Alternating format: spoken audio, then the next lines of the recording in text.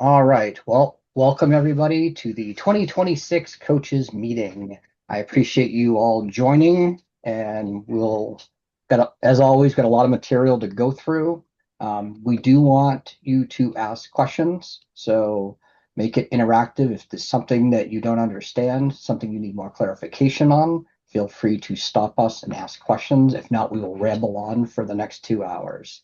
So it's better if you keep it interactive. We are changing the order up a little bit this year. We are going to start with the safety section. So I'm going to hand it off to Jess to do that section, and we'll go from there. Jess, off to you. Hello. You are the only one that can scroll though. All right, cool. Yeah. So hi everyone. Yes, so I'm the safety director, I've been that for a while. EMT for a long time, coaches for many years. The important goals for those of you that haven't coached in the past, you're coaching young kids who look up to you. Anytime there might be an injury, remember you're the adult. They're going to follow your lead. So stay calm, reassure the kids. That's the most important thing. And then anytime that there might be an emergency, being able to recognize if that emergency is a serious injury, anything that could be something serious where you need a parent or a doctor or a medical professional. If the parent's not there to say, no, I got this, don't be nervous, call 911. That's what they're there for. An ambulance can show up and handle the incident, find family, get refusals if parents show up, or take them to the doctors, and it's off your hands. Make sure anytime there's any question or there is a serious injury or you're unsure, you notify Keith or myself about this injury so we can follow up in all the proper manners. Um, Remember that even minor injuries can sometimes be more serious than you think. So don't assume that everyone is okie dokie, even if they're moving around the bases still. Always recommend to the parent to make sure that the kid is okay and follow up. Uh, there are times, lots of times these days, where kids may have pre existing medical conditions such as diabetes, asthma, allergies, and so forth. You never know.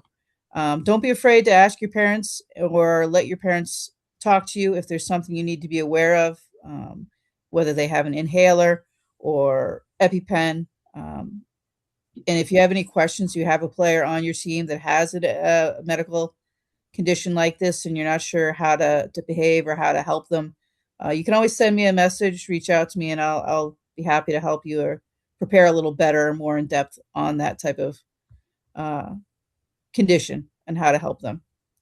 The main thing is to try and keep the kids healthy for the season. We want them to keep playing as long and making it back to the next season, next game. So don't forget to encourage warming up, stretching, and drinking plenty of water as the summer goes on. All right. Just tell me when to switch slides. Oh, go ahead. You're good. So at the parks, we have recently, in the last couple of years, added an emergency response kit. This is different than the first aid kits that all coaches have. Your first aid kits, you might think, are pretty bare. Honestly, there's not too many things that you are going to be expected to treat realistically, and that's why they're semi bare. Ice packs, band aids, things for, small open wounds, but anything other than that is kind of a serious injury, and you shouldn't be treating it realistically. But that's what this emergency response kit at the snack shacks are for. It is if there were one of those more serious injuries. Um, they've got, of course, band-aids, sterile gauze, sterile cling, rubber gloves in case there is a lot of blood and you want to protect yourself. Medical tape, a tourniquet. Anytime we'll go over tourniquets, an emergency blanket in case someone's possibly injured severely and you want to prevent them from going into shock. Of course, ice packs, because, well, I mean, we go through more ice packs than anything, and you can have them everywhere. Flexible splint and a compression bandage. Um, and you'll see up here in the top right corner, that's what that bag looks like. It's a red bag, and the pictures below are the things inside. We'll go over some of those things that may not sound familiar. You can go ahead, Keith.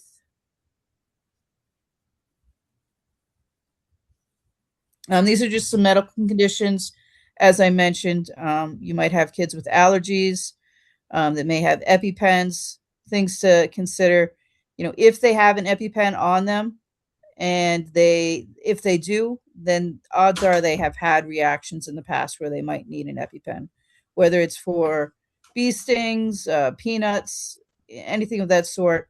Uh, what you're concerned about when it comes to whether you're going to want to use an EpiPen is if there is any obviously different signs. That child looks different. Hives, welts, rashes, they're all over the body, and their breathing is wheezing. You can hear them almost whistling or just not breathing normal. Obviously, any of these signs start to happen, hopefully a parent's there. And if not, you're calling 911 because again, you're not expecting to fix the problem. And even if they have the EpiPen, you're going to administer it, but what next? You want the medical professionals or parents there. So those serious hives, welts, rashes, shortness of breath, wheezings, that's when you need an EpiPen. Again, also, if you call 911, they will coach you on how to use an EpiPen. So you might say, well, oh, you're telling me about an EpiPen, but what do I do? How do I use it?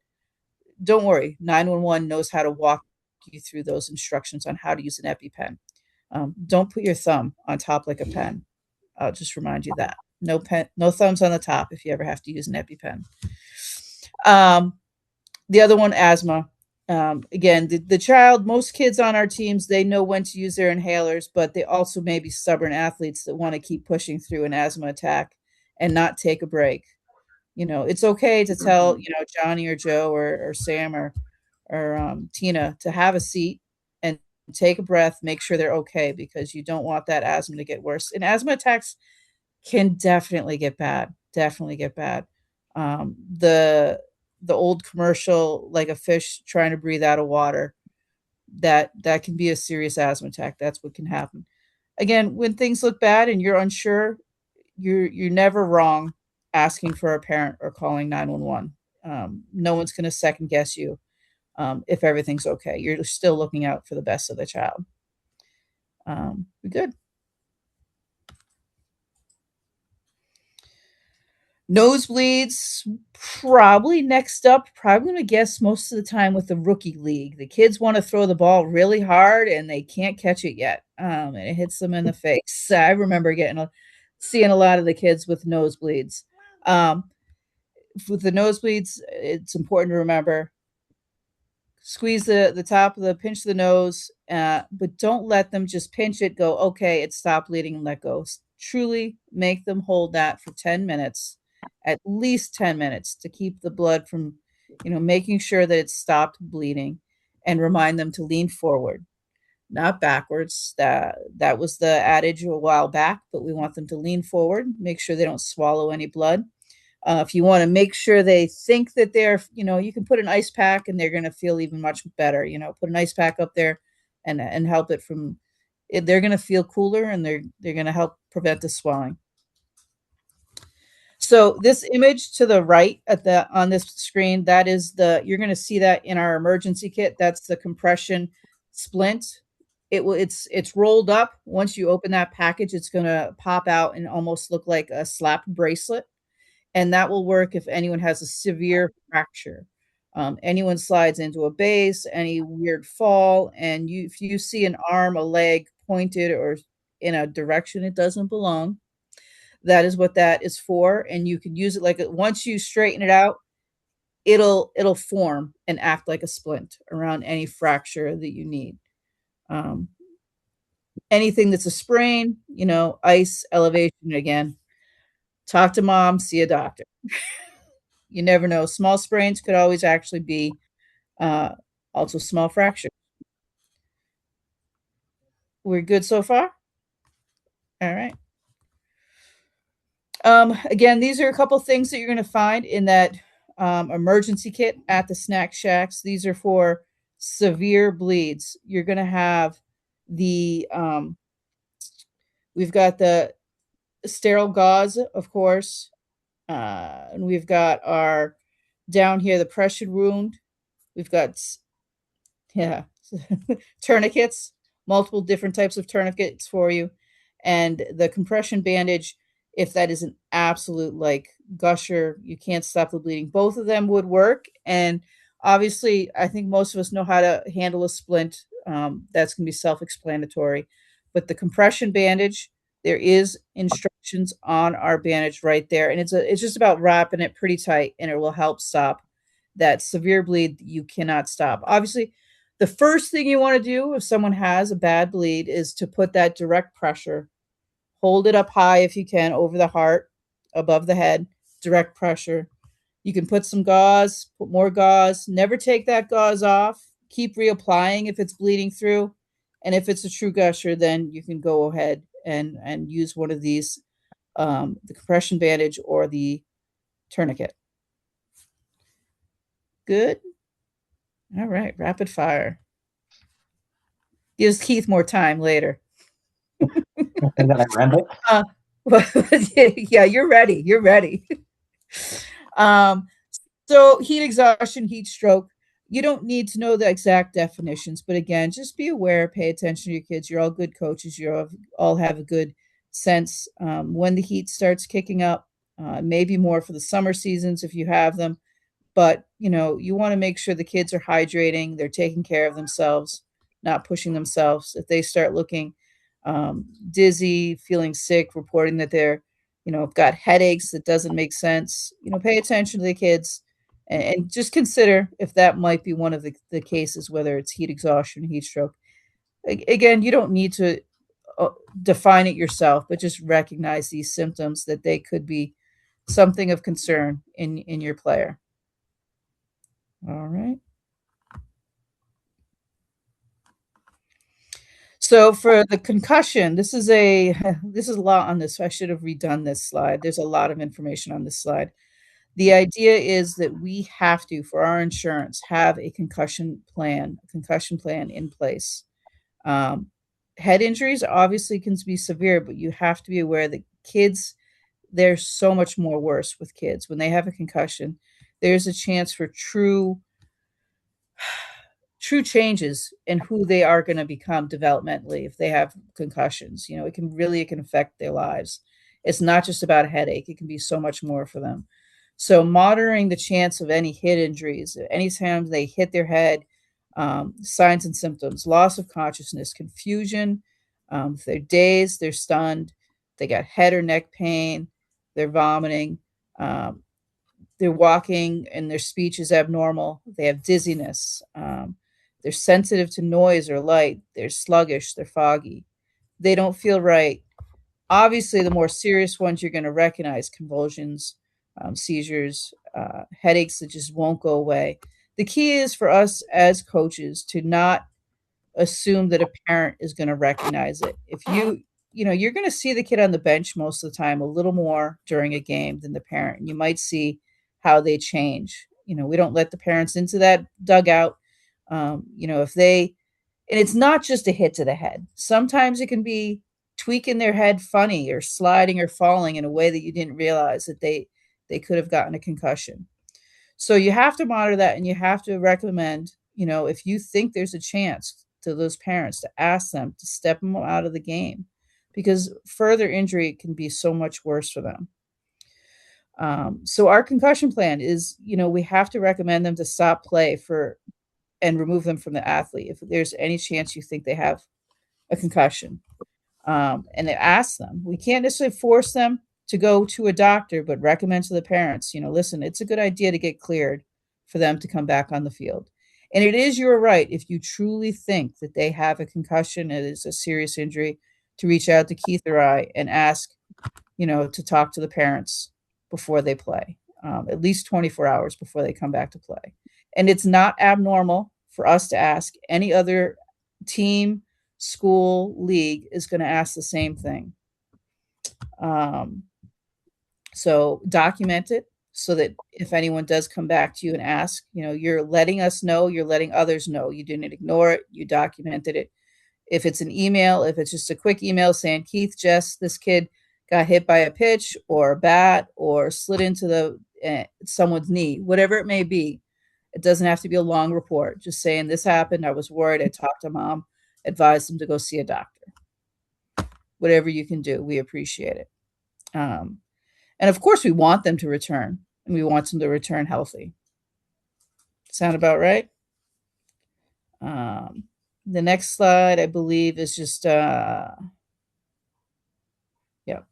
the signs and symptoms again.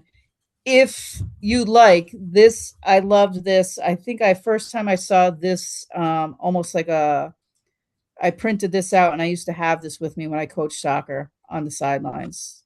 You know, while you're playing, and I was an EMT, I knew the signs and symptoms, but I still had that with me because, you know, these things happen and you just want to make sure you have them and you're prepared, what you're looking for and what the plan is if something happens. So it doesn't hurt if you want to have a copy of this on the sideline or in the dugout with you in case something happens, okay? Next screen. So we do not require, but we recommend. There's this great CDC heads up for youth sports training. It gives you a little more information on how to handle concussions and what to look out for. And it's not a long video. It says it's 30 minutes. I'm sure it's a little bit shorter. I don't never push something that's super long and boring and tedious. It's not a bad video. I've watched it multiple times, and it's a great source of preparation to keep your kids safe for the season. So cdc.gov, heads up youth sports /training. AEDs, we are proud that both of our fields have an AED on stock. One at Spalding and one at Craven, both in the snack shacks. They may float around in different locations within the snack shack, but I try to keep them very obvious in the cabinet, say above the freezer in Craven and right by the door, usually in one of those cabinets, or there's a rack at Spalding. Okay. So the thing about AEDs, again, something happens, you're looking to see if someone goes down, and if they are unconscious, you're going to obviously call 911 and you're going to check if they're breathing. Someone hopefully run to get the AED. Now, we don't have these because we want you to use them, but the goal is to not need them. But if we did need them, it would really stink to not have them. You know, anything could happen to a player or a parent or someone walking through the field. It would be horrible to not have one if we need it. So luckily we haven't. Let's keep knocking on wood.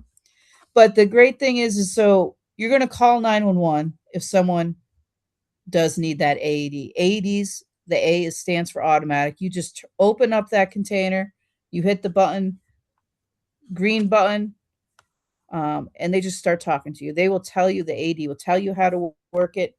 And when it comes to the CPR, we don't do CPR instructions. But again, if you call 911, they will coach you through CPR. I've coached probably close to 100 people on how to do CPR over the phone, and it is effective. Okay. The quick, timely fashion is the most important thing, is to recognize that someone might be unconscious, they may not be breathing normal, and to call 911 and get that AED. You can make a huge difference. Um, these two videos, again, are great. I think this first one, yeah, they're very easy, quick videos if you want, and they show you they're usually like about 3 minutes, and they show you how the AED works and how easily children can use it. Children can save lives with those AEDs. So we keep them stocked, we keep them ready, and they'll be there. Just know they're there. Well, they will be once my husband's being a wise ass over there. Once the field's open, they'll be there. You can't leave them there over the winter. The batteries in the cold temperature, you can't leave them outside. The basic principle you walk through, there is pediatric use. If you've got someone where the adult pads are too big and the child is smaller, you can put one pad on the front of them and the other pad on the back. If we have pediatric pads, we would have them at the Spalding field, just because that is obviously where we have the smallest kids playing. And It's just an easy plug in, plug out for the pediatric versus the adult pads. Um, and the pediatric is considered 8 years or younger or smaller than 55 pounds. Again, just basically, you can eyeball it. If that kid's a smaller frame and two pads are not going to fit on the front, now there's pictures on the AEDs that are going to show you where to put the pads. But if those two pads don't fit on the front of a child because they're too small, then one on the front and one in the back. Um, AEDs save lives. It really is the fact. AEDs administered by a bystander so that you could save a life.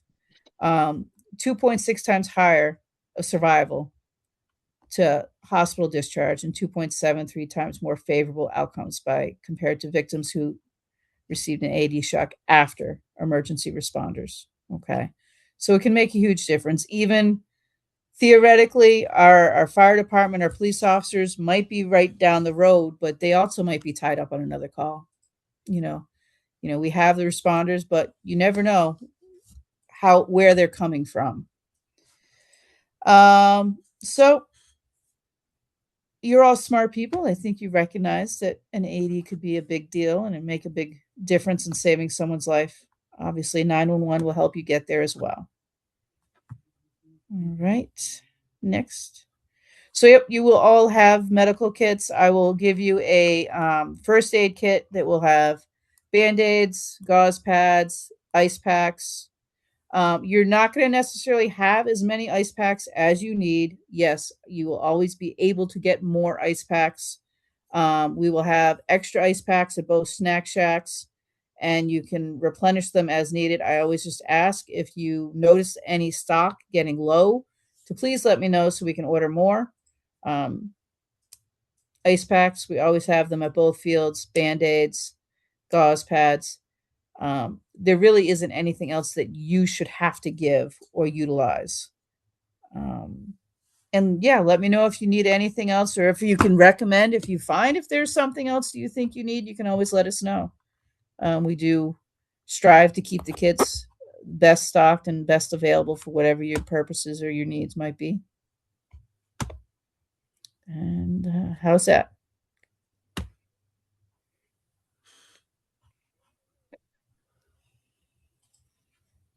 Any questions? Keith, you good? Good on my side. Yeah. All right. Yep. My cell phone is probably the best way. You can text me, you can call me. The email's on the boards page. Text me whenever if you need anything. Great. All right. One more slide for you, Jess. Oh, thank you. Yeah. So this is something been set up by a good friend of ours, Matt Boyd, that adorable little boy there. Some of you are familiar, some of you are new to the league. Matt was my son's best friend and played baseball with us from T-ball on until he was 14 years old. In 2021, January of 2021, he was diagnosed with cancer out of nowhere. And 9 months later, he passed away. Matt absolutely loved baseball. And he's not the kid that you would look at and go, this is the consummate athlete. This isn't he's going to be the all-star every year.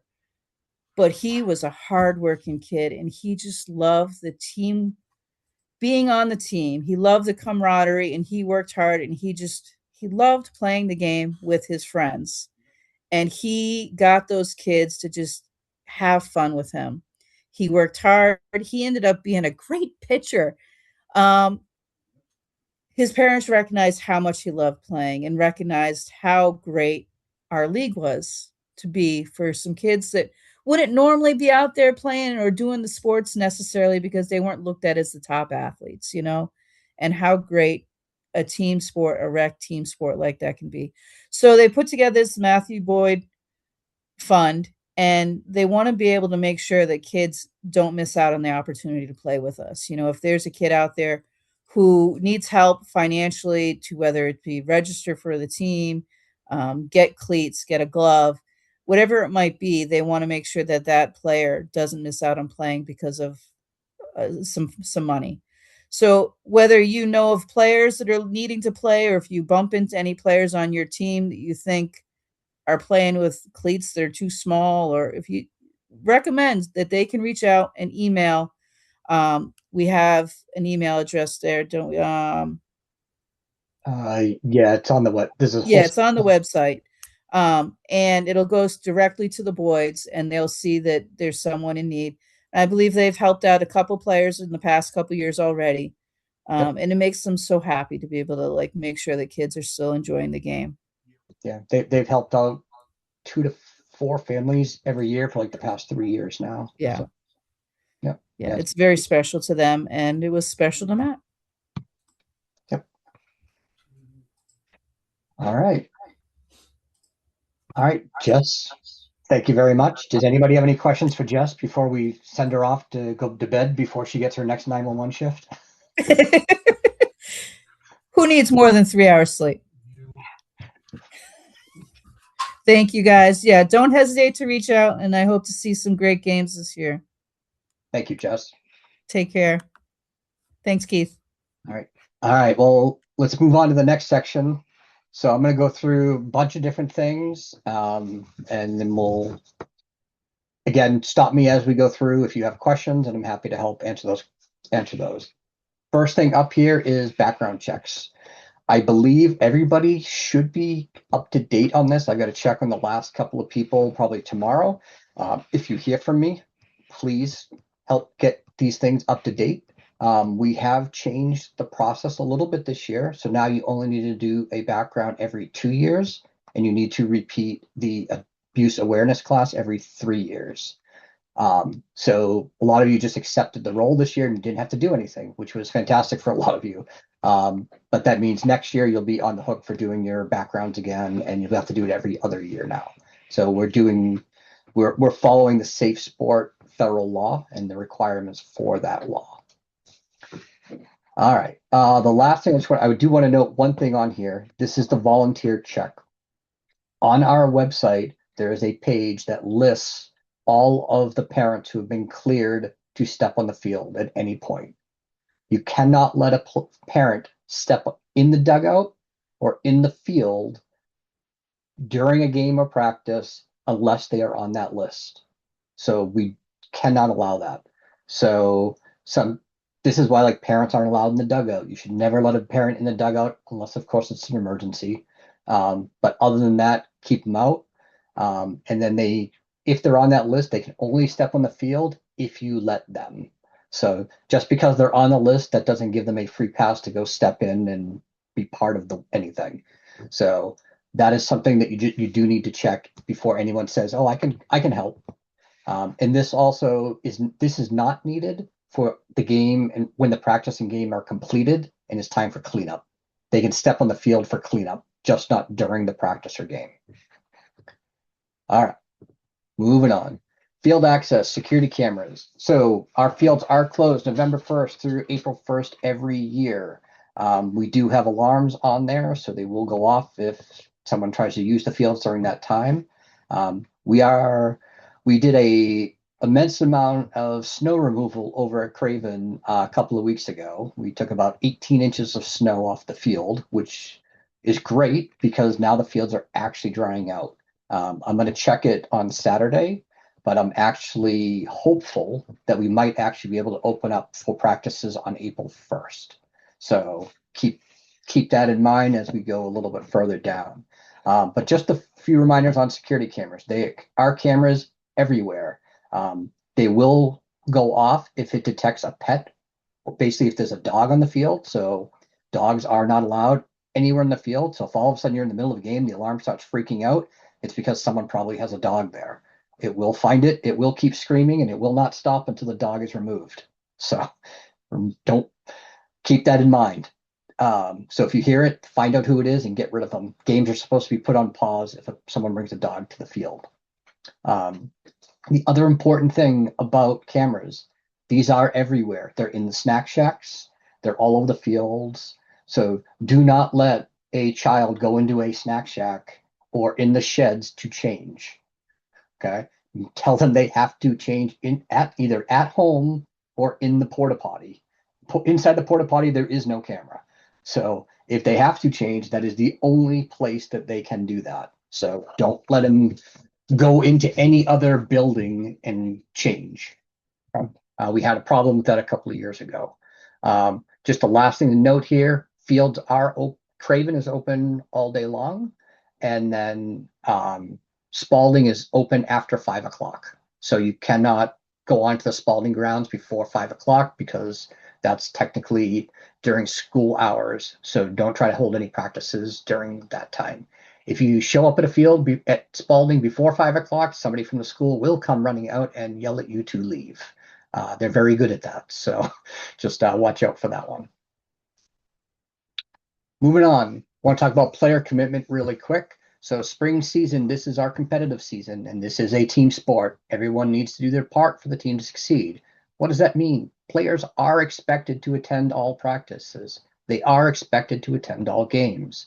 Team sizes are small, so if a child doesn't show up for the game, the team might have to forfeit. Remind your parents of this.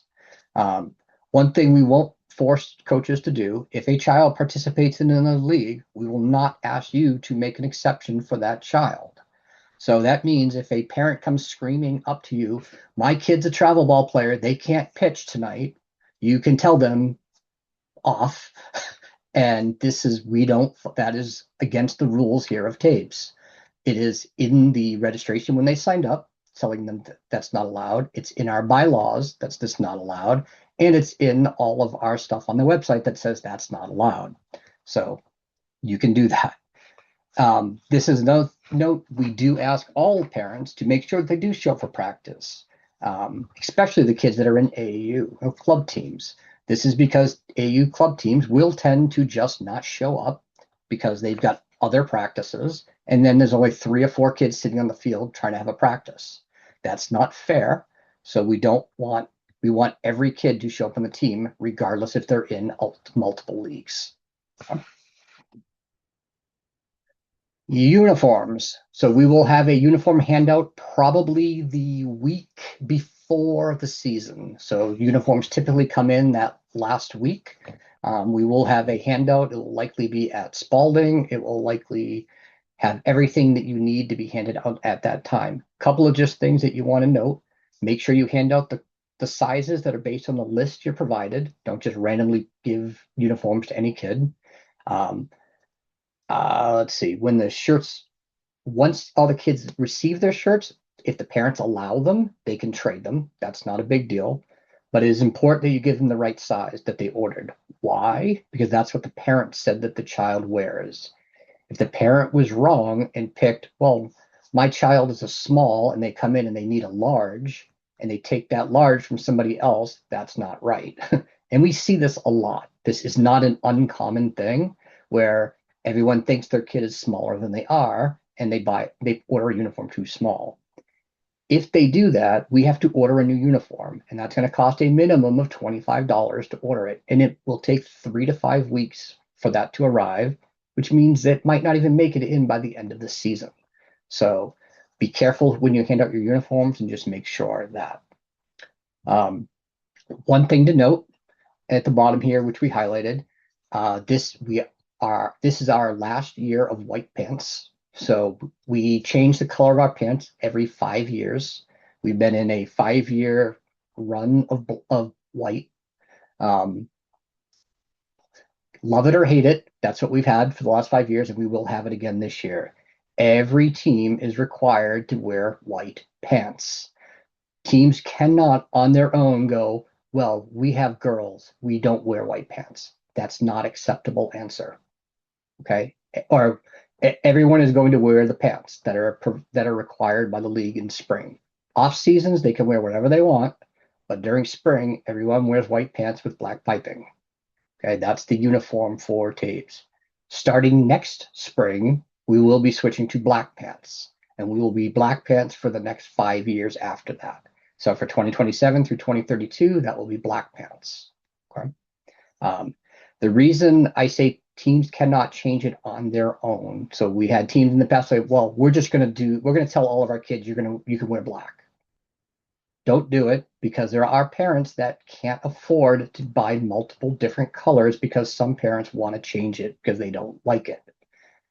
We don't want you to change it because there are parents that are not going to tell you, well, we can't afford to buy more pants.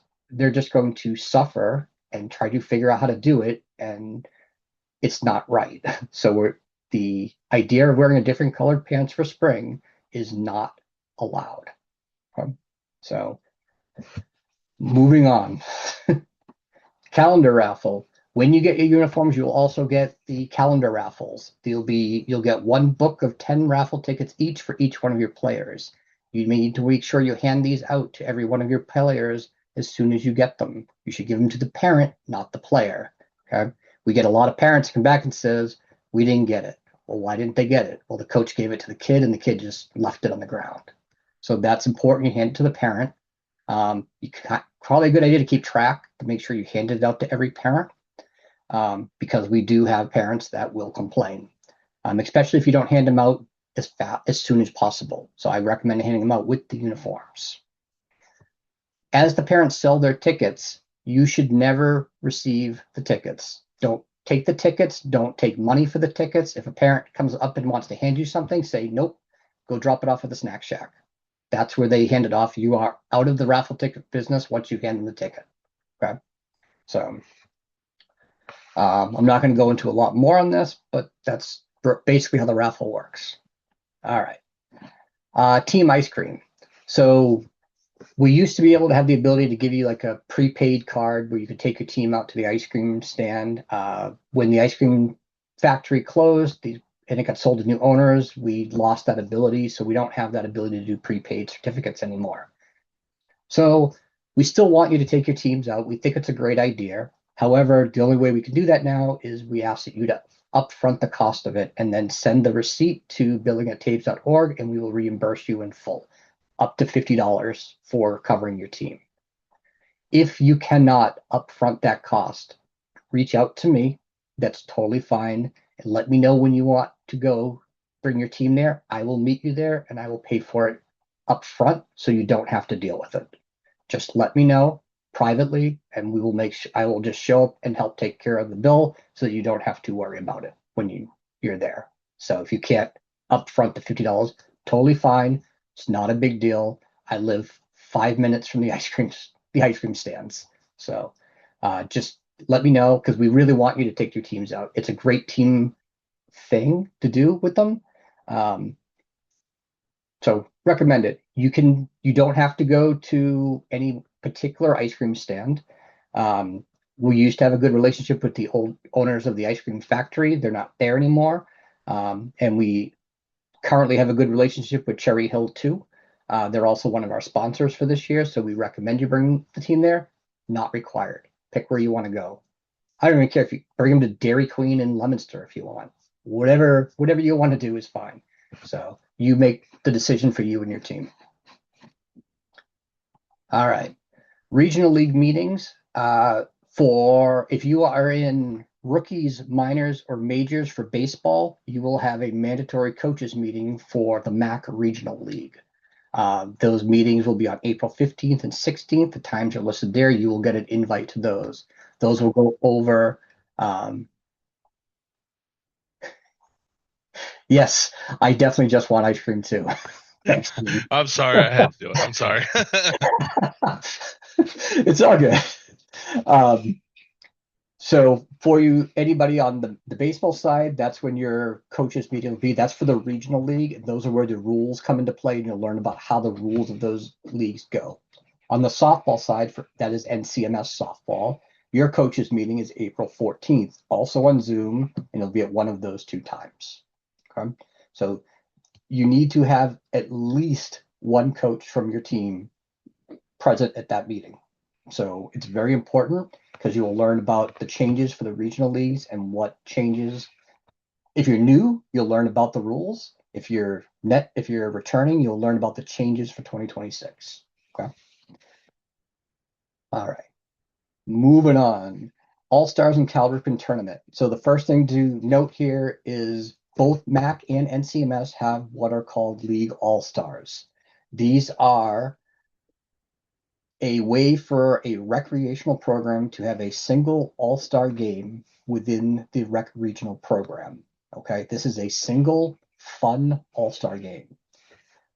As a result of that, each team sends only a couple players, and the reason the kids are selected is not necessarily by these are the best kids on the team. The head coach can make the determination of why they selected players.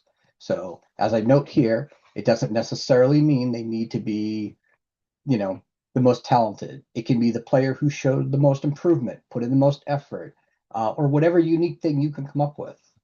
My strong recommendation is when you send the announcement to your parents saying these are the players that I picked, explain why.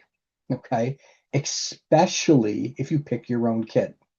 Okay. And if you pick your own kid, make sure you have a good reason for it.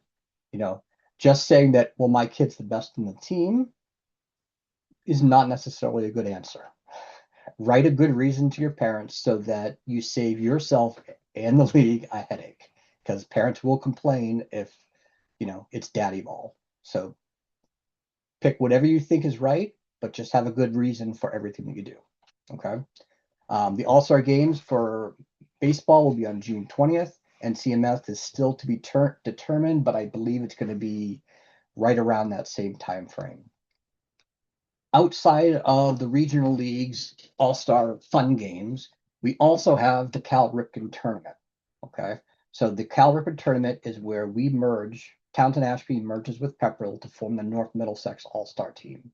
This is where we go for the world. This is the World Series tournament that you see on TV. That tournament starts with districts, then it goes to districts, states, regionals, and nationals. Okay. Depending on how well the team does, it can go as far as that. We've sent teams as high as regionals in the past. Some years we do better than others, and we do our best depending on what we have. We will try to field a team at 8U, 9U, 10U, 11U, and 12U. And the players must try out in order to be selected for those teams. Okay. This is not, those selections will be done by a combination of coaches and a combination of the board from Pepperell and a combination of the board from Townsend.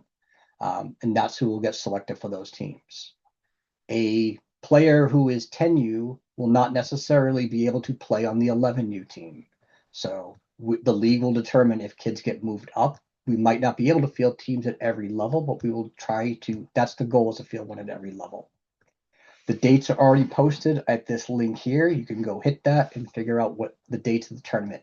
That tournament starts, I believe it's June 17th, right after our regular season ends. And the World Series is all the way out in August. So you have to make sure that if you're going to sign your kid up for that trail, that you can make that. So keep that in mind. Feel free to ask questions about it, anything as we go through. We're also looking for coaches for those teams. So if you're interested in coaching for any of those all-star teams, let us know. Typically, every team will have 2 coaches from Townsend Ashby and 2 coaches from Pepperell. So that's the goal of what we try to do for every team. All right, moving on. Playoff schedules for the MAC League and NCMS leagues, they're identical this year. Regular season will be April 27th through June 7th. Playoffs will be June 8th through June 19th, including weekends. So, yes, major teams that don't typically play on weekends, playoffs could be on the weekends. So, if you sign your kid up for AAU and they have tournament games on the weekend, you could be in trouble. So, make sure you clear the 2 weeks. Okay. You should check for vacations. The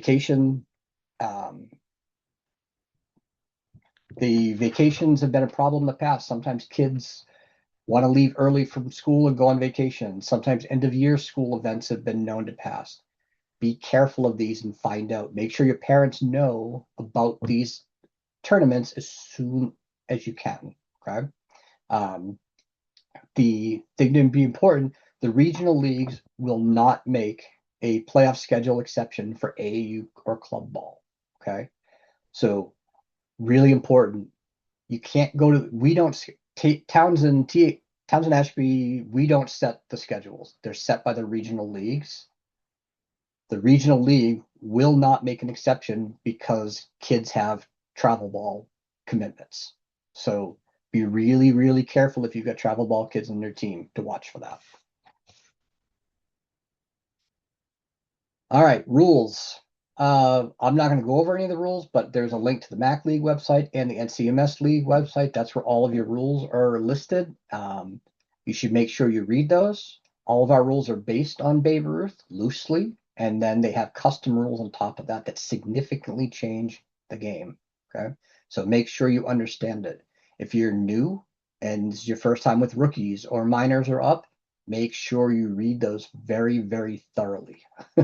Okay, it's important to understand those rules. Some of them you might go, well, this isn't baseball. Why is this rule here? This isn't how baseball is played. That's how this is played. So it's important you understand that. Okay.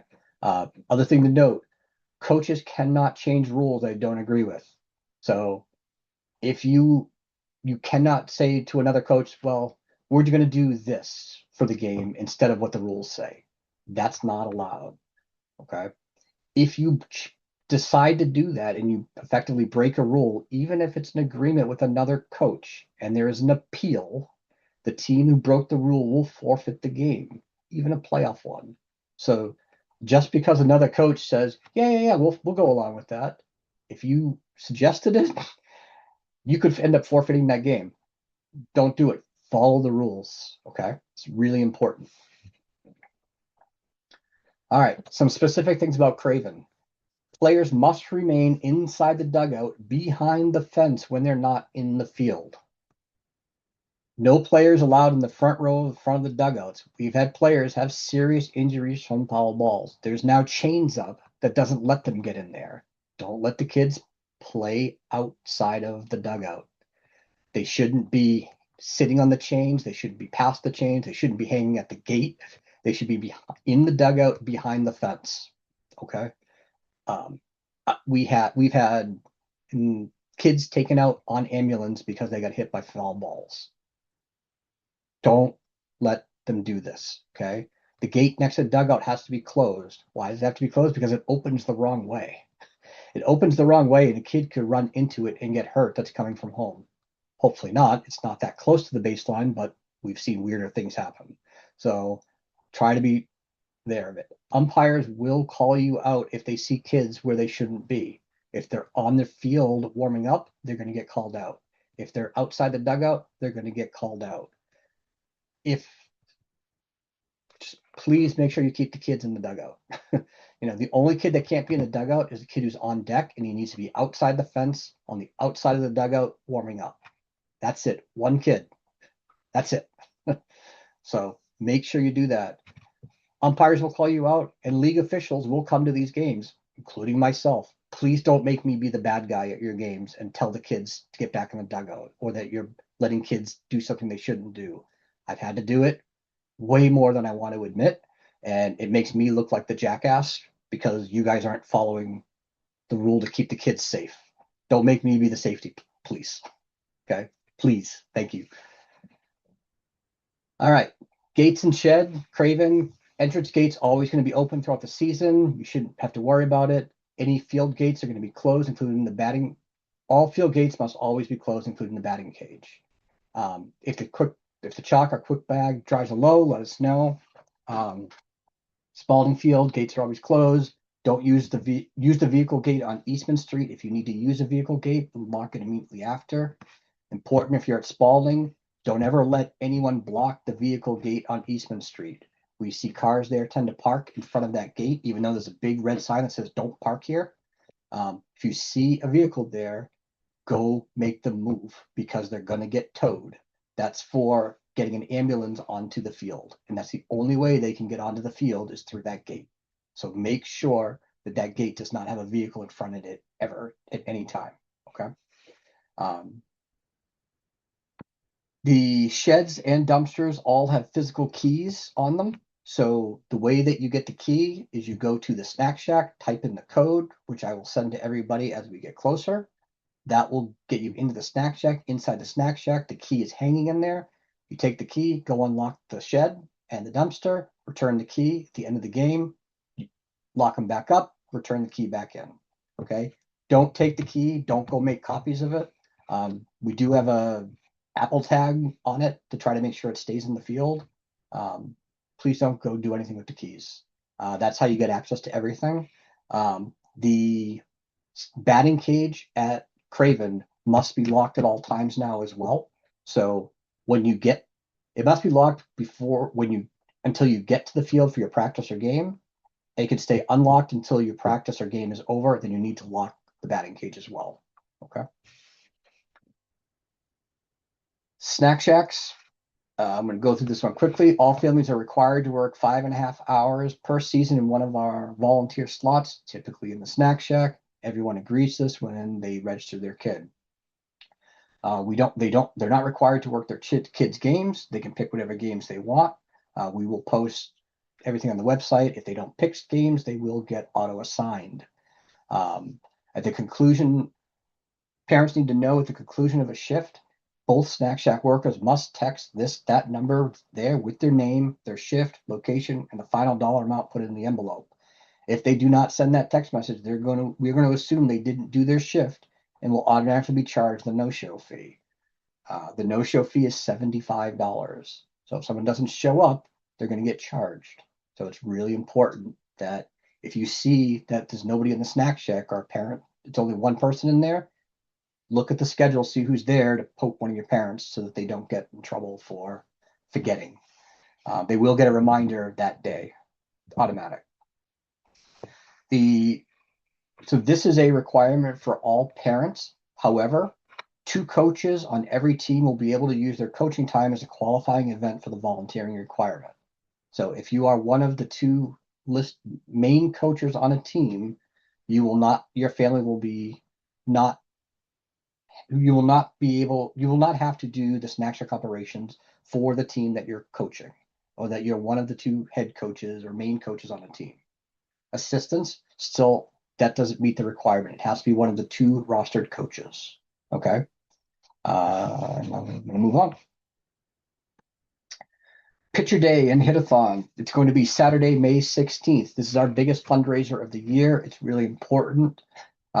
You'll start getting lots of information about it very soon. Coaches, you are expected to participate in the team pitcher, and at least one coach from each team needs to participate in the hit-a-thon. Coaches, you should be wearing your coach's shirt that you'll be provided and your team hat. Please don't wear any random clothes for that.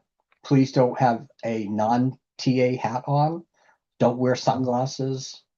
These are pictures that are memories for these families. Make sure you're showing the league look.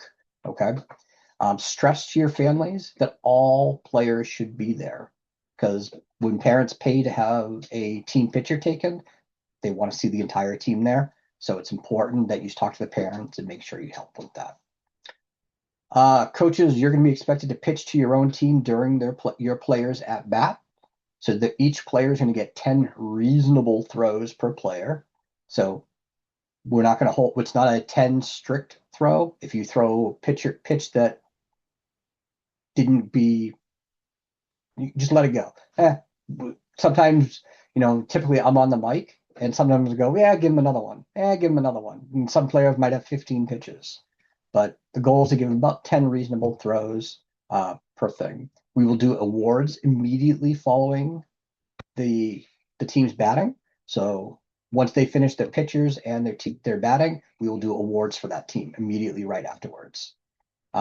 We don't have a juniors or seniors baseball team this year, so we will not be able to hold our annual home run derby, unfortunately. The snack shacks will be open all day, serving food and selling TA gear. So feel free to bring your appetites and have some food. All the money goes back into the league. Field cleanup, very, very important. Okay. At the end of every single practice and game, the field must be cleaned. What does that mean? It doesn't matter if you're the next team to use the field, it still needs to be cleaned. What this means is it needs to be dragged and raked every single practice and game. Okay. If you don't do this, weeds and grass will start to grow in the infield. When you drag and you rake the thing, you need to make sure you go all the way to the grass line. I don't know how many times last year I would get pictures from other coaches saying, look at what they did when they dragged the field, and they went like only to about the midway spot in the outfield, in the infield. And they didn't even go the last 15 feet. Spend the time, go all the way to the grass line. This is how we keep the grass from growing in during the season. Okay. I know it sucks. It's a pain in the ass. But do your best. If every coach spends 5 minutes after every practice and just walk in the field with the hula hoop, this fun guy here, and remove any of the growths that come up, the fields will stay clear all season. You'll have a nice, good field to play on. Um, so it's really important. Make sure you empty the trash barrels at the end of the dumpster, into the dumpsters at the end of your game. That's home dugout and away dugout. Grab the barrels, dump them in the dumpster. TAYBS does not have a facilities manager. That means it's up to us to keep the fields in as best shape we can. Okay. So no one is going to come and clean up if you don't. So we own our field, or we manage our fields. The town doesn't come and clean up. Nobody is paid to come and clean up anything. So it's up to the coaches and the volunteers and the parents to keep the fields in good shape. So please, if you guys don't, then I'm going to be out there myself having to pick up everything, and that sucks. So I really appreciate if everyone is able to out there and help. All right. Practice day and game day responsibilities, a couple of different things. Make sure the snack shack's open, like we talked about earlier. Prior to all games, make sure the field's in good, safe playing condition. If the field is wet, there are bags of what's called Play Safe in the storage sheds. Don't use more than a single bag of Play Safe for an individual game. A little bit goes a very long way. These bags are $20 a piece, so don't use more than one per game. Rookies and up, baselines and batters boxes should be lined prior to all games. The chalk is in the dugout, in the sheds. T-ball, you don't need to do it for your regular games, but we do recommend you do it for maybe your season or opening or your closing game. Make it a little bit nicer for the kids. If you want to put it out there more often, just do it sparingly. Another thing to note when you're doing the lining, make sure you use the 2-inch line and not the 4-inch line. This is something that people tend to do. Like if you look at the liner, there's a piece of yellow tape that says don't use this slot, and people just go right over it. That way they get nice big thick lines for their games. We don't have the money to be doubling up on every game for chalk, so please only use the 2-inch lines. Okay, we will use 4-inch lines for playoffs, all-star games, anything like that, but for regular season games, 2-inch lines. Okay. Before the game, make sure you pay the umpire. Each team, you're going to get provided game balls. Make sure you don't use more than 2 per game. Okay. If the ball gets hit foul, go get the foul ball and make sure you use that. Okay. We already talked about the bottom 2, so I'm not going to go over those again. The batting cage, I talked about this a little bit. We do have a pitching machine at Craven Field in the middle bay of the shed. You're welcome to use that anytime you would like. You will need to take it out, bring it into the batting cage, and then when you're done with it, take it back out and put it back in the bay. Okay, including the power cord. All right. If you see the batting cage starting to get growth in there, clean it up if you can. That way the batting cage doesn't go crazy. Make sure you lock the batting cage before you leave the field. Okay.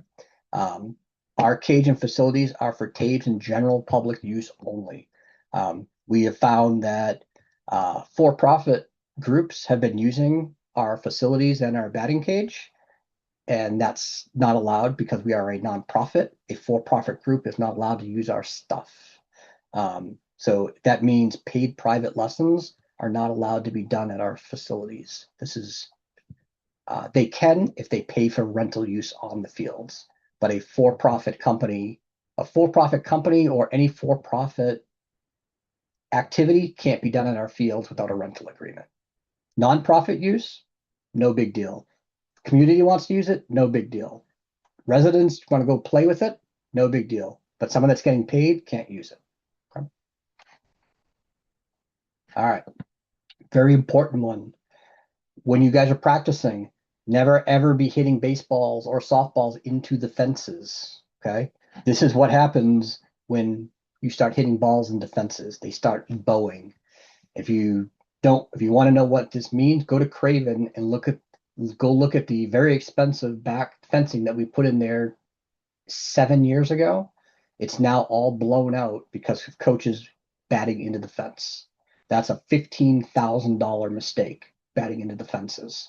So please don't hit balls into the fences. Go if you go, there's nets in the sheds. Use those for practices.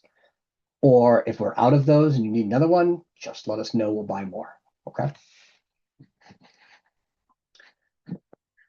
Game and practice scheduling for baseball.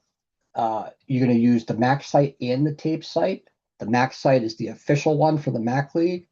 NCMS, their website is the official one for there. You also need to update the TABES website. The TABES website is what notifies the parents. So it's very important that you update both sites. Okay. All teams, you should be scheduling 2 practices per week, except for T-ball. Everybody should be doing 2 practices per week, and once during the week, and once on the weekend. That's what we recommend. Okay. We have only so many fields, so it is important to use the weekends for practicing as well. So games do have priority over practices at fields. So if we need a game in and someone's got a practice schedule, we will bump the practice for the game if need be. Higher division games also have priority over lower division games. So if a majors team needs to use a field, and we will give them priority over a minors game. So good example is Craven Field. If the baseball majors team needs the field and a minors team is scheduled, we'll bump the minors to Spalding. Okay. This is going to happen. It will happen. It happens every year. So just expect that your games could get bumped from one field to the other, depending on what we need to get in. Okay.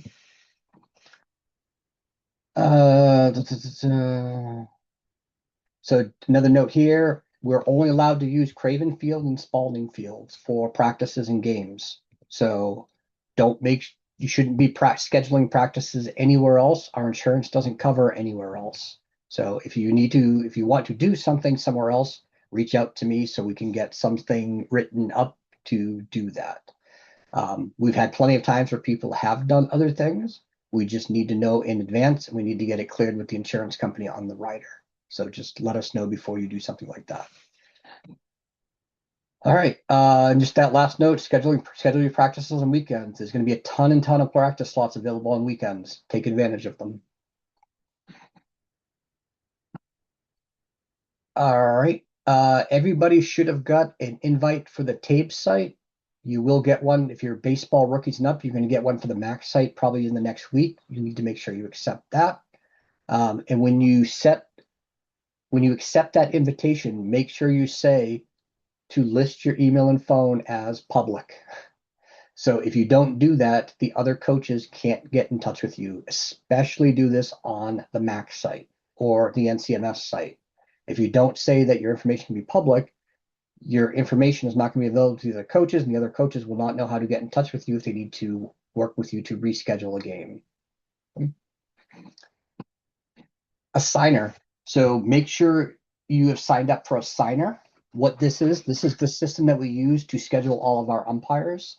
So if you need to know who the umpire is for one of your games, you can log into a signer, and that's when you can see where the umpire is planning on going. If you need to make a change to your game, you reschedule it for a different time, anything like that, you need to put it in a signer. A signer is where everything goes. That's the only way you get a new umpire.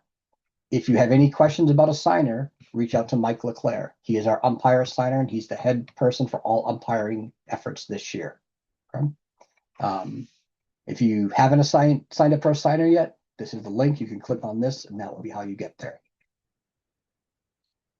Game Changer. This is a required tool that our league uses. This is only needed for minors and up, not for rookies or T-ball. Okay. This is how we keep track of scoring. So make sure you use this. Paper scorebooks are no longer allowed for primary scorekeeping. You can use them as a secondary option if you want, but they are not a replacement for Game Changer. The reason we require a Game Changer is because it's much more accurate, and it also tracks pitch counts, which we need for all of our divisions. Tracking pitch counts, and Game Changer is the best way to do that. It is free, and you will need to go set it up on your own. You won't get a link from the league to do that, so just go ahead and set up a team on Game Changer, add your team manually, and you're good to go. If you have questions on how to do it, happy to help. Just reach out. Game cancellations. Games can't be canceled more than 2 hours before the scheduled start. So that means it's 8 o'clock in the morning. You look at the weather and it says it's going to be thundering and raining all day. That doesn't mean you can cancel the game at 8 o'clock in the morning. Even if the other coach calls you from the other team and says it's going to rain all day, let's just cancel it now. You cannot cancel it more than 2 hours before the game. Why do we do that? It's very simple. We live in New England. The New England weather changes all the time. I've seen 100% chance of rain all day long at 8 o'clock in the morning. And by the time game time rolls around, it is bright and sunny and absolutely should be getting the game in. So we do absolutely everything we can to get the games in, regardless of the weather. So keep that in mind. That includes playing games in the rain. So very important. If you're going to make the decision to cancel it, within that 2 hour window, it should be within the 2 hour and the 1 hour window. Okay. So make sure you do it within that way, because you need to reach out to the umpire as soon as you make that call and let them know. Okay. We do recommend you start talking to the other coach as early in the day as possible when there might be a cancellation. So just to start the conversation so you guys are both on the same page, because you'll find out more often than not that if you wait till 3 o'clock and you do need to cancel it and you can't find the other person's information, you're scrambling, and that's never a good thing. Okay? You need to go online to the TAYBS website and cancel the game. That's how it sends notifications automatically to the parents. And you need to update a signer when you're canceling the game. That way we notify the umpires. I also recommend you put it in a signer and text the umpire directly and say game canceled. Okay. If you are trying to reschedule a game and there's no open fields, reach out to me and I will help bump somebody to get your game in. Okay. When a game is rescheduled because of weather, you have 2 days to get it made up. Okay. 2 days, you have to figure out when you're going to get that game in. Okay. It's not, well, we're busy. You've got 2 days to make up a game because it got canceled for some reason. All right. The other thing I want to note here, no game should ever be rescheduled for a reason other than bad weather. Okay. We don't have the fields to be able to reschedule games because it's something that's inconvenient. The idea of, well, I can't do the game on this day because I've got a birthday party. That's not an acceptable reason to move a game. Okay. The weather is too bad in the spring, and we have to make sure we get these games in according to the schedule. So unless there's a weather event, games get run as scheduled. Interacting with umpires. I'm going to stress this again this year because we lost more good umpires last year because of coaches. Please, please be respectful and nice and kind to these umpires. Okay? It is so important that we are losing umpires in droves, and they're flat out saying our coaches suck. Okay? They're making it very clear they do not want to coach in Townsend because of our coaches. Please make sure that you treat these umpires respectfully. Okay? You are not allowed. It is against policy. It's against our bylaws. It's against every rule and everything to talk negative to an umpire. Okay? You can't even talk negative about an umpire, not even talking to the umpire. That means you shouldn't be yelling about the umpire, with your back turned and you're yelling it over in the side on the bleachers. Why? Because the kids hear you. the parents hear you. And the moment you start bad mouthing an umpire, the kids pick up on it and they start doing it. The parents hear it, then they start doing it. And it's a chain reaction that just ends up making us lose umpires. Okay. Please don't do that. Okay. A couple of things to note. Umpires have the final decision on calls. Okay. If they made a bad call, deal with it. It's what it is. Is it suck? Does it impact games? Yes. Will it change a game from you winning to you losing sometimes? Yes. It sucks. It happens. Okay. It doesn't matter if you have a parent that has video evidence that the umpire is wrong. We've seen parents run to coaches with video evidence, and then the coach runs to the umpire and says, "You were wrong. You were wrong." Doesn't matter. The call's made. The call is final. Okay. It doesn't matter if it's a junior umpire. If they make a bad call, it's the final call. Definitely don't get on junior umpires. Okay. These are kids that are trying to learn. Okay. Keith, was ABS not in the budget this year? I actually looked at it because we spend $10,000 a year on umpires. And when you're spending 10 grand, ABS is actually not as unrealistic as you think. So we are actually to the point where that actually might be something we have to start considering. So, so these are just these other things. The umpires, if an umpire makes a call because they didn't know the rules, which happens, it's still final, even if they're wrong on the rule. Let us know that they didn't know the rule, and we'll fix it for the next game. Don't make a scene at the field because the umpire didn't know the rule correctly. It sucks. I get it. Don't make a deal at the field. And the last thing I want to note, because this is brutal, every umpire has their own strike zone. It is not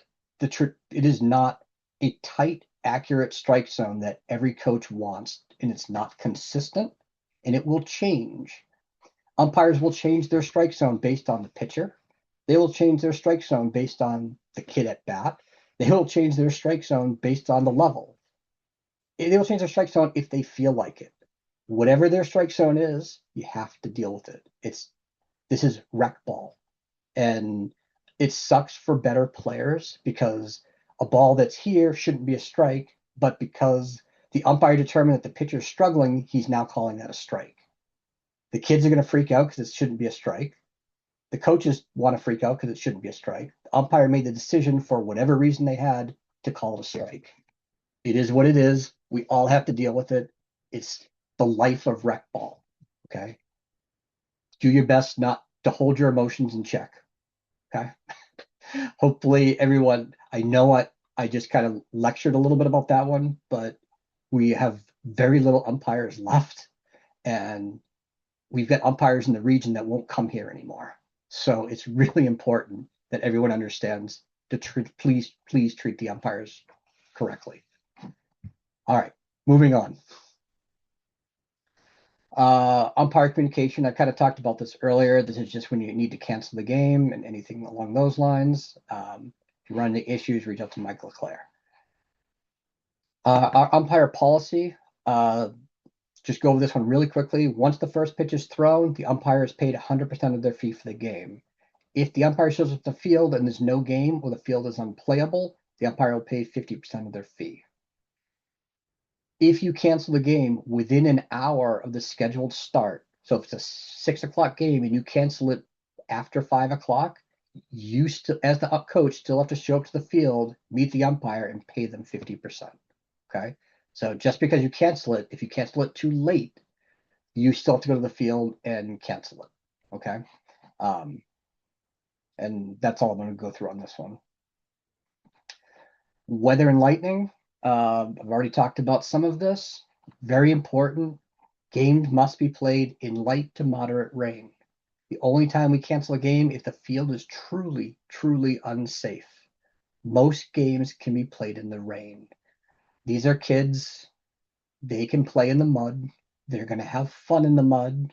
If it's too slippery, call it. If it's not, and it's just light.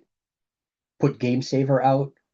Do whatever you can. Go. We have piles of clay at both fields. Go use the clay. Put it on puddles. Make the puddles go away, and then continue down the game. If you coached last year, you know how many rainouts there was. So it's really important that we do everything in our power to get these games in. Okay. If there's lightning strike, it's a 15-minute pause.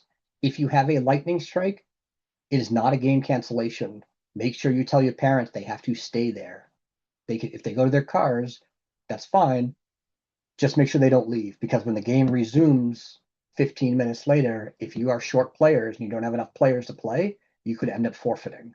We had it happen 2 years ago where a team ended up forfeiting because the parents just left because they're like, the game's not going to, it's not going to, the lightning wall is not going to let up. It did. The game resumed and the team forfeited because they didn't have enough players. So make sure you tell your parents don't leave. Okay.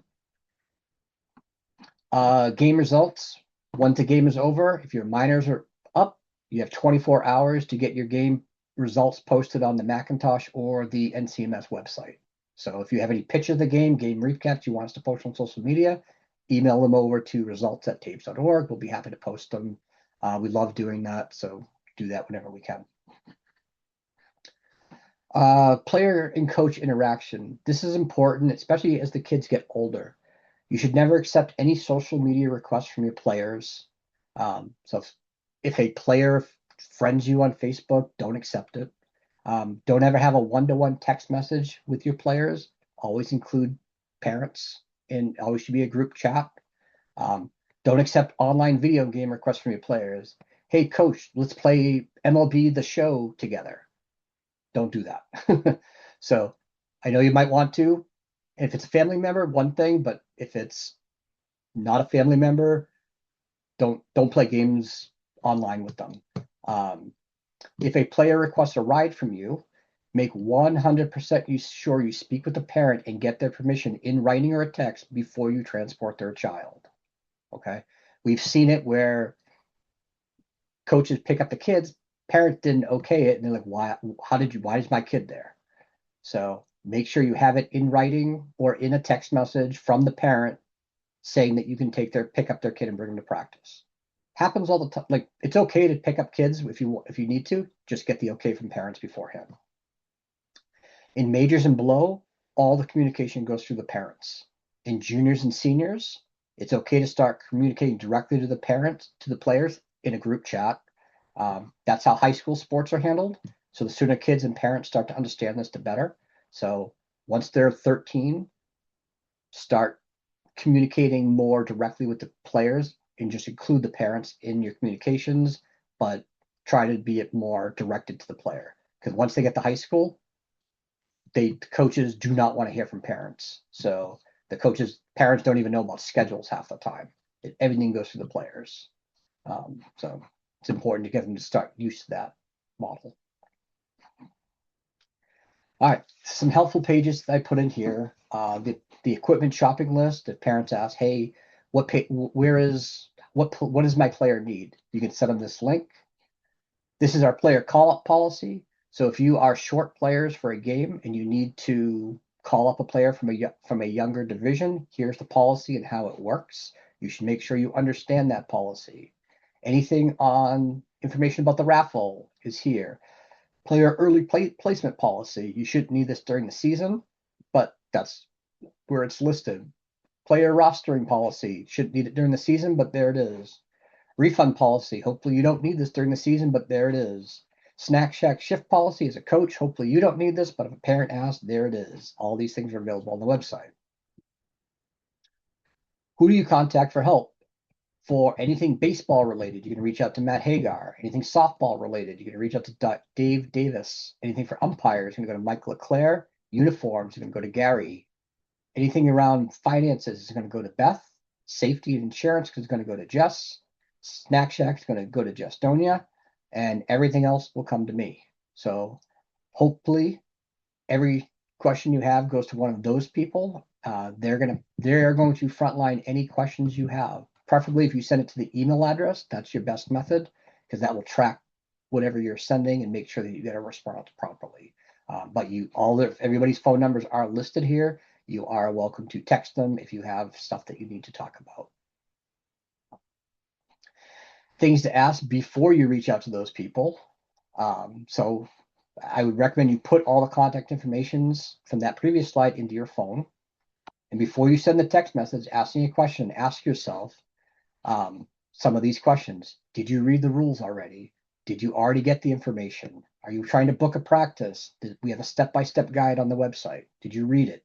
Okay. If you're asking for a code for the shed, did I already send it to you 3 weeks ago and you just have to scroll up to see it? I say these things as a joke, but the things that actually happen every year. I've had people ask me, what's the code for the shed? And it's literally on their screen 2 messages up. So I'm happy to help, but do your homework before you reach out, because we have a ton of information on the website.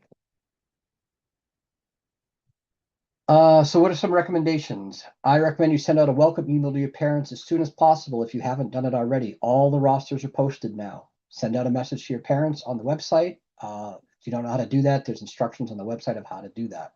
I recommend you do that. I recommend you have an introductory parents and team meeting to review your team plan. It can be virtual or at the field. Make sure you stress your parents the commitment level.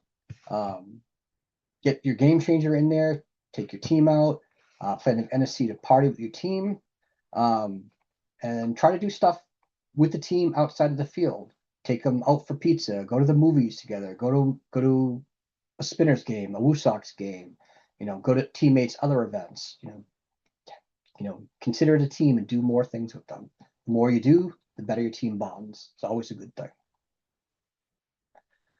All right, so coaching information is next. Matt Hager was supposed to be presenting this. Fortunately, he's had an emergency he's dealing with, so I'm going to go through this as well. All right, a couple of things. We're going to go so the TAYBS coaching philosophy. So we believe you should have a minimum of 2 practices per week whenever possible. We recommend you integrate fun, competitive games into your practices. We don't believe in yelling at kids for performance. So you should never yell at a kid for their performance, okay? So no player should get punished for their performance. Don't call out a kid because they missed the ball and make them run laps for it. Team-wide games are okay to have a losing team do a reasonable number of push-ups, run a lap, etc. With that said, it is okay to get loud for behavior issues, okay? It's okay to have someone run laps for bullying another kid. It's okay to reasonably bench a player for dangerous or disrespectful behavior.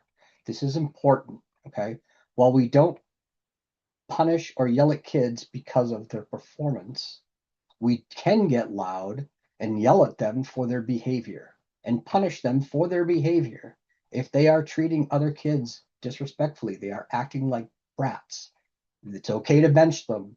It's okay to make them run laps.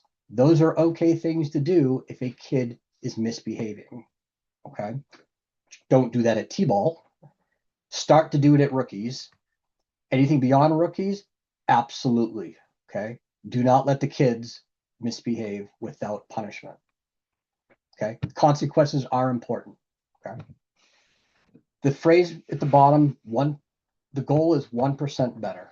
If you teach that to your kids, that the goal is every time you practice, you strive to do 1% better than you did the last practice. It's a great motto to teach the kids, and it's a good way to say, hey, we're not expecting the world from you.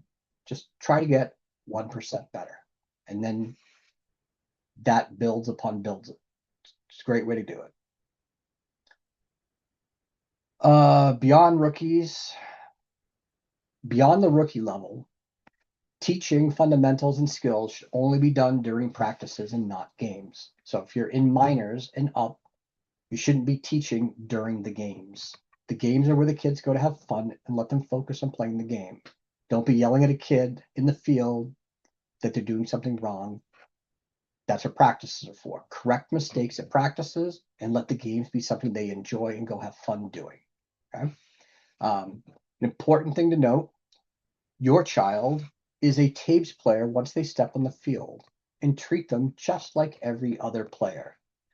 You shouldn't be treating your kid easier or harder, which is a lot of times the case, than you do the other players. Okay. How you discipline your children outside of the field is up to you.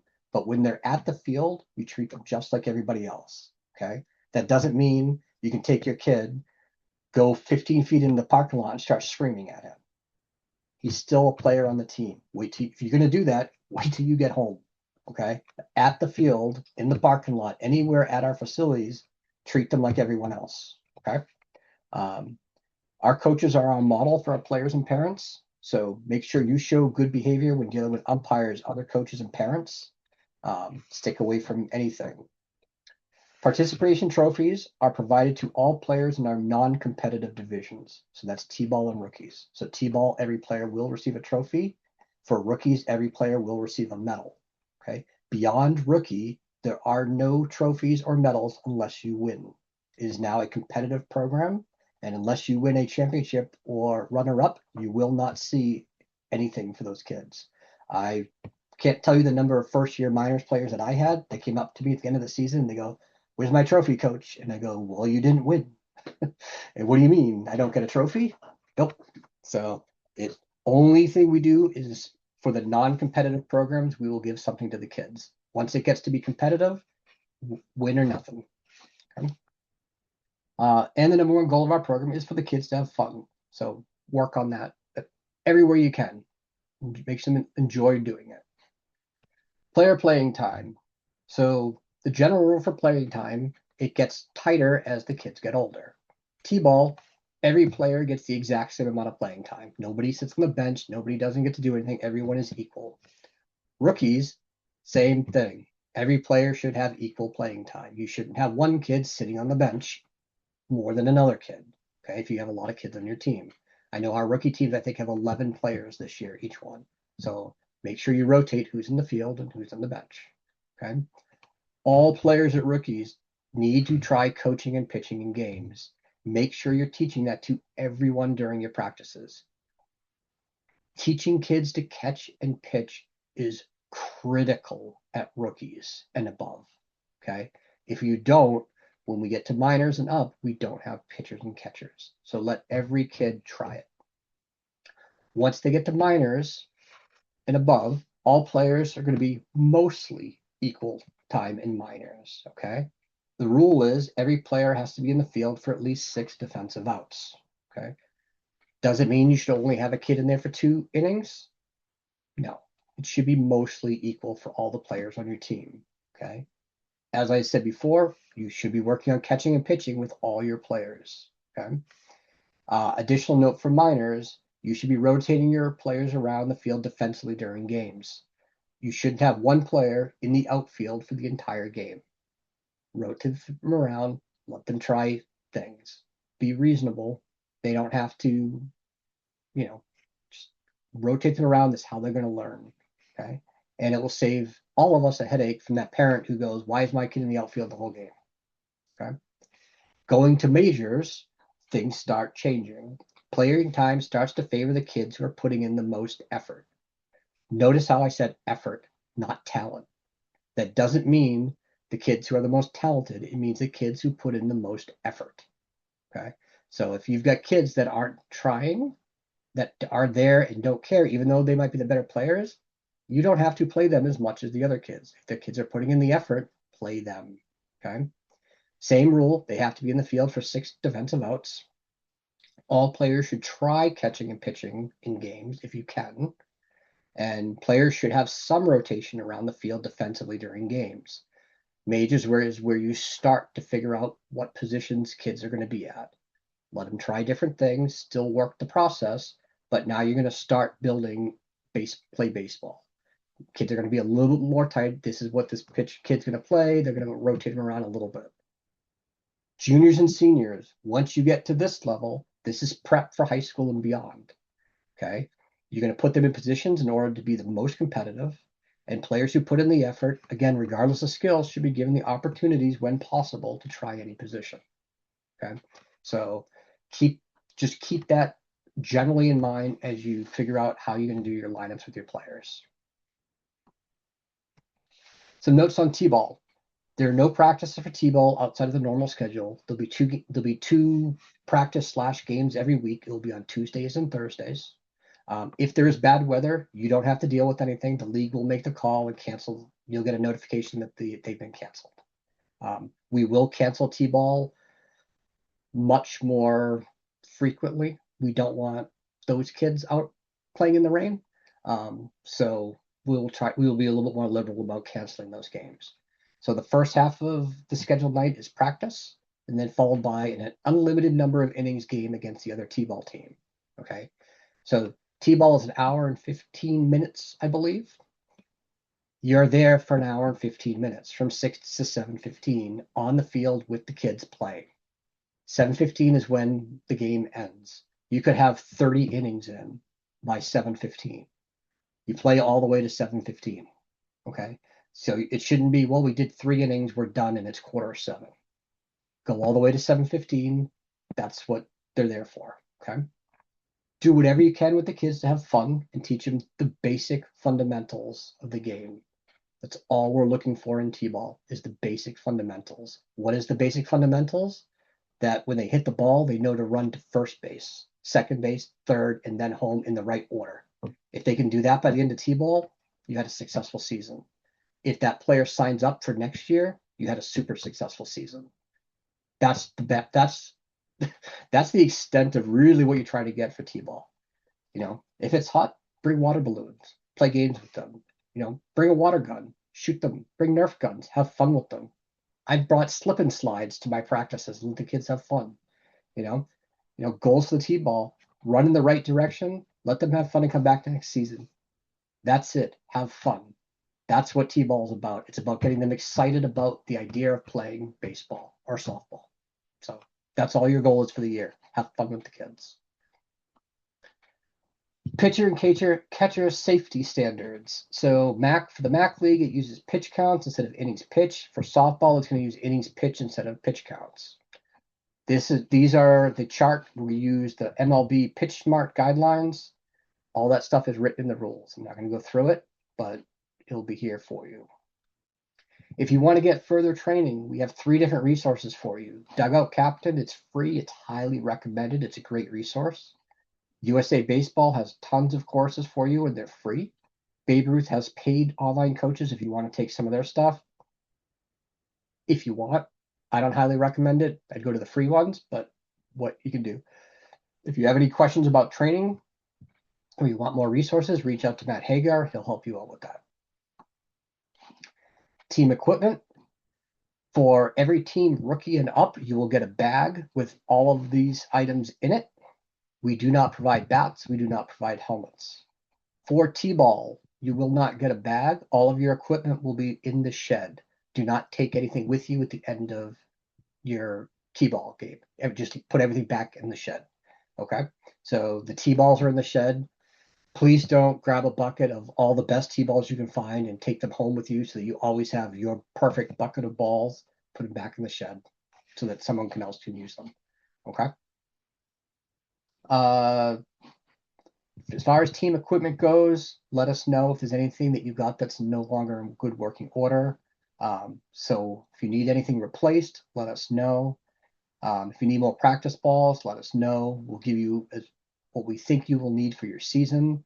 You'll get exactly enough game balls to cover 2 game balls per game. So make sure you get those foul balls.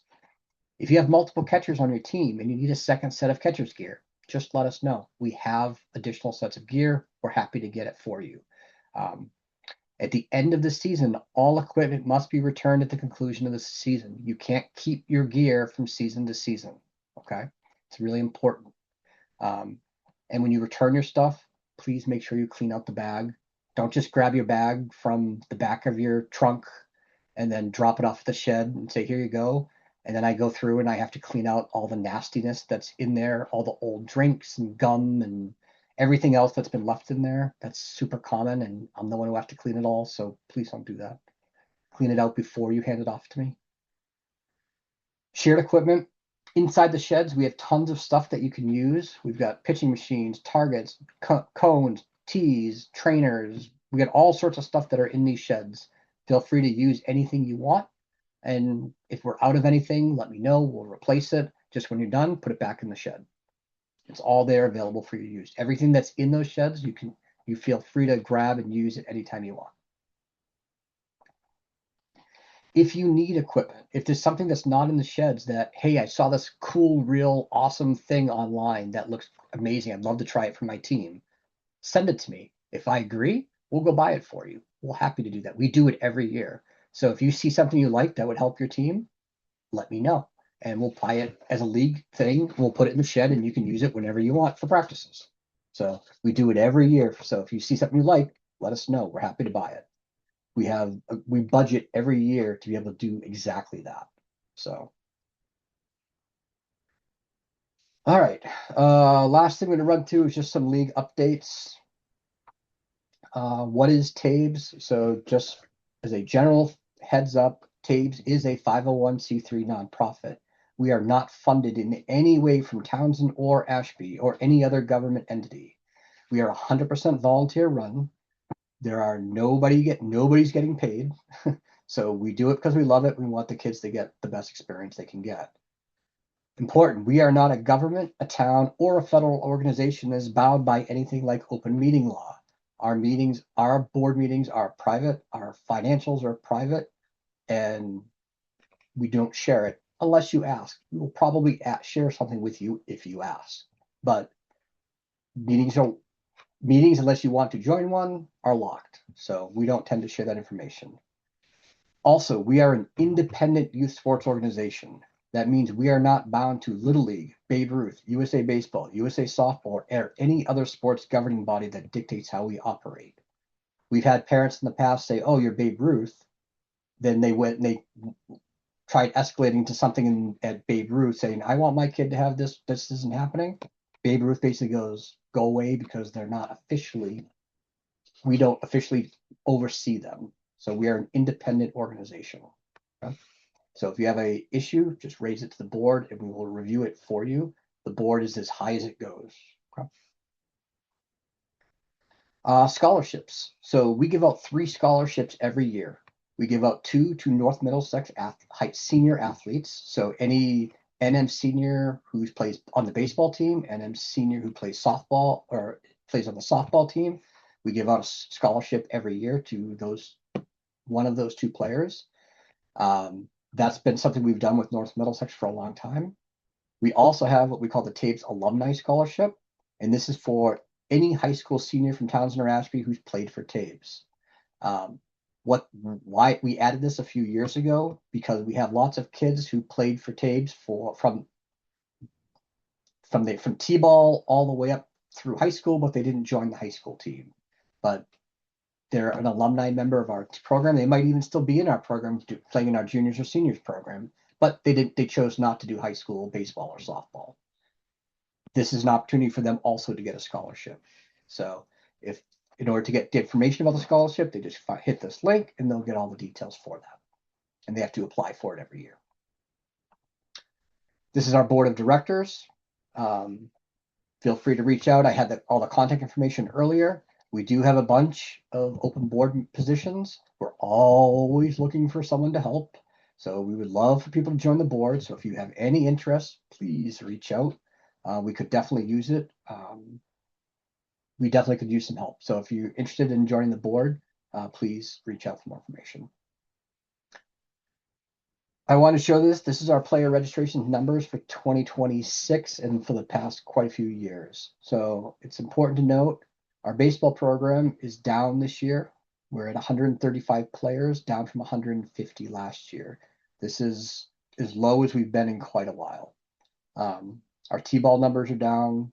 Rookies are up. Minors and majors are down, and we have no juniors or senior programs, juniors and seniors program this year. That's a killer for us. It's not having this program. This is a direct result of the high school now recruiting 6th, 7th, and 8th graders for their programs. So because they are now created a waiver against we said it was not a good idea because it will kill the youth programs. They decided to do it anyway, and now we do not have a program at this level for baseball this year, at either juniors or seniors. Softball, it's getting very rough. We only got 31 players this year. We've got 1 rookies, 1 majors, and 1 juniors team, and no minors. We're very worried about the future of our softball program, so hopefully we get some more kids signing up, especially over the summer and the fall seasons to try to boost those numbers a little bit. But if you hear of kids that want to play, let them know we're always looking for players. So as I said earlier, we don't share our financials, but here I'm going to share some financials with you so you have an idea of what they look like. These are all of our operating expenses every year. Our operating budget is about $71,000. If you look here, our player registrations means we bring in $25,000 a year. That means to start our year, we start $45,000 in the hole just to run our program. How do we make that up? Sponsorships, donors, and fundraising. So these are extremely important things that we do every year to try to make our balance number here to be able to do things at our facility. Our numbers are down, so a lot of these numbers are down as a result, which means we're only expecting to have a balance of about $8,000 at the end of the year. This is not enough for us to do capital projects for this year. So all the capital projects we had originally planned have been shelved for this year. It's important to understand these two numbers. The average fee that we charge parents is $166. That's average across all of our programs. It costs the league $441 for every single player that plays here. So when you hear parents saying this is expensive and all these things, we are doing everything we can to keep this number from becoming this going to here. Okay. So when we ask for parents to join the hit-a-thon and help raise funds, and we try to get sponsors, this is why we do those things, because if we don't get those things, we cannot make up this number and we go in the hole. And we do not have a very large reserve fund to make up for that. So it's important every year that we try to get all these things in. All right. With that said, last year we had a good year. We actually did $37,000 worth of improvement capital projects last year. We did remove a ton of trees over at Craven. We did the big coach dedication for Coach Tom for retiring. We built a brand new shed at Craven. Over at Spalding, we added picnic tables. We put in brand new bleachers. All those things all got put in last year. This year, we had a bunch of projects on schedule. We were going to be doing a new snack shack. We were going to start the lighting project over at Craven. And we had some windscreen, fence cap, foul lines, and tree removal over at Spalding were all scheduled for this year. All of these are now on hold. If things turn around, we might try to add some of these back in. But until we can, with the numbers being as low as they are, we had to hold all the 2026 capital projects. So we'll see how this year ends up, and hopefully we can we get a good chunk to be able to pick up projects for next year. Our 2026 sponsors, this is all the companies that we were able to get to sponsor this year, which is a huge list. We've raised $34,000 in sponsorships this year. So if you are looking for companies to do business with for your home, for your businesses, reach out to these companies. You want to know where to go eat dinner? See who supports the program. See which programs are supporting us. Need to get fencing done. We got fence companies. You need septic. We got septics companies. We've got, all sorts of companies here. Anything you could possibly imagine you need, we've got someone here that's probably sponsoring. And if you go use these companies, we recommend you say, I saw that you were a TAYBS sponsor. Thank you. And I want to give you my business. So that's how we keep sponsors coming back year after year. And we get good feedback from our sponsors that our parents say exactly that. So if you have those opportunities, I definitely suggest you take advantage of it for all of us. All right. We're only got 1 or 2 slides left. So just a quick note here. TAYBS gives thanks every year. If any uniformed military or public safety personnel attend a game at Craven or Spalding, they get a free meal on us. We give them a free hot dog, drink, and chips. They come in uniform form. Police, fire, EMS, military, anybody that comes in uniform, we take care of them. So they just need to come to the snack shack and we'll be happy to give them a meal. We have a place where you can buy your TAYBS gear. So we have a Squad Locker store on our website. You can just click the link and then you can buy anything with our logo all over it. Use that to support, get yourself a nice hat, whatever you might want. All of it's available on there for purchase. Got some pretty cool stuff out there. We have we have social media. We've got Facebook, Instagram, Twitter, and our YouTube channel. Feel free to follow us on all of these. Facebook is our primary social media. We post stuff there all the time. So if maybe you're not a Facebook person, if you want to get it just to be able to follow us, that's probably a good idea because we post a lot of stuff there. So we send out emails, but we usually follow it up with Facebook posts as well. That's it. That's all we got. Are there questions that I can answer?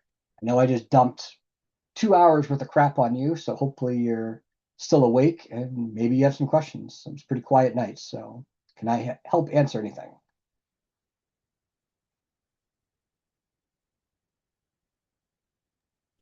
So, one question, Keith. Yeah. One thing I saw from last summer, you're mentioning the whole like two balls per game, whatever. What happens when the ball goes over into the neighbor's yard, over the foul, over the backstop? Are we to go into that person's yard and retrieve that ball, or? Yeah, we actually have we have a good relationship with the neighbors, and they know that we jumped the fence to go get the balls. Okay. Yeah, I mean, I just don't want to get the neighbors pissed off. You know what I mean? Yeah, no, we've got a good relationship. Well, the house is actually for sale right now, so So once you guys gonna buy it so we can put some lights up, or what? oh, I'm seriously looking at it. I'll give you that. I would love nothing more than to own the house right next to that field. Well, actually, I don't like that because they're gonna watch us all the time. That'd be kind of weird. I'll put a nice deck up where I can just oversee and watch everything. Yeah. Most of the games, anyways. So, um, yeah, but yeah, definitely feel free to do that, and I will be talking to whoever buys it and let them know that that's something that legitimately happens. I already told the realtor that they should be letting people know that they're moving into a very busy field. Roger that. So, other questions? Come on, Brian Williams. You gotta have something. He fell asleep.